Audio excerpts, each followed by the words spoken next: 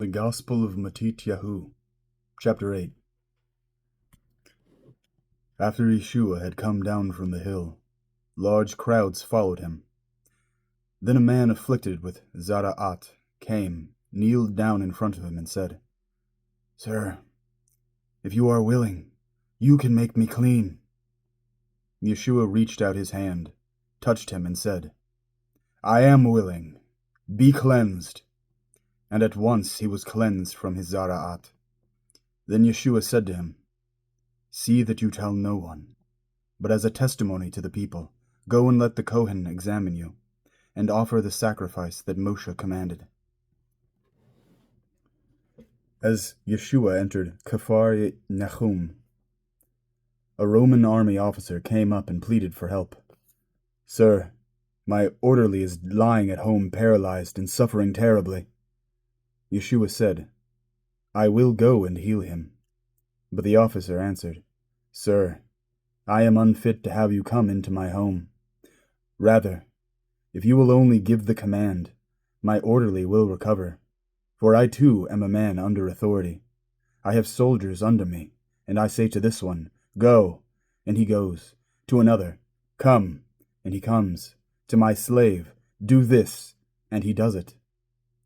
On hearing this, Yeshua was amazed, and said to the people following him, "Yes, I tell you, I have not found anyone in Israel with such trust. Moreover, I tell you that many will come from the east and from the west to take their places at the feast in the kingdom of heaven with Abraham, Yitzhak, and Yeshau. But those born for the kingdom will be thrown outside in the dark, where people will wail and grind their teeth." Then Yeshua said to the officer, "Go, let it be for you as you have trusted." And his orderly was healed at that very moment. Yeshua went to Kefa's home, and there saw Kefa's mother-in-law sick in bed with a fever. He touched her hand, the fever left her, and she got up and began helping him. When evening came, many people held in the power of demons were brought to him. He expelled the spirits with a word and healed all who were ill. This was done to fulfill what had been spoken through the prophet Yesha'yahu. He himself took our weaknesses and bore our diseases. When Yeshua saw the crowd around him, he gave orders to cross to the other side of the lake. A Torah teacher approached and said to him, "Rabbi, I will follow you wherever you go." Yeshua said to him, "The foxes have holes, and the birds flying about have nests, but the Son of Man has no home of his own." Another of the talmidim said to him, "Sir, first let me go and bury my father."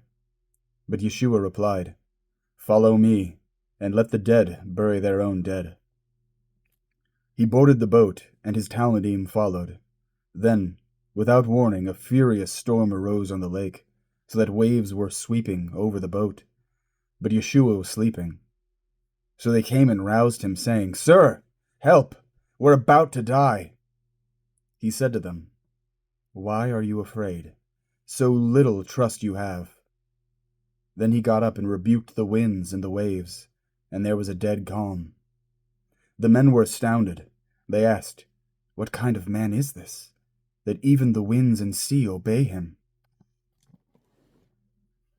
When Yeshua arrived at the other side of the lake, in the Gadarenes' territory, there came out of the burial caves 2 men controlled by demons, so violent that no one dared travel on that road. They screamed, "What do you want with us, Son of God? Have you come here to torture us before the appointed time?" Now some distance from them a large herd of pigs was feeding. The demons begged him, "If you're going to drive us out, send us into the herd of pigs." "All right, go," he told them. So they came out and went into the pigs, whereupon the entire herd rushed down the hillside into the lake and drowned. The swineherds fled, went off to the town and told the whole story, including what had happened to the demonized men. At this, the whole town came out to meet Yeshua. When they saw him, they begged him to leave their district.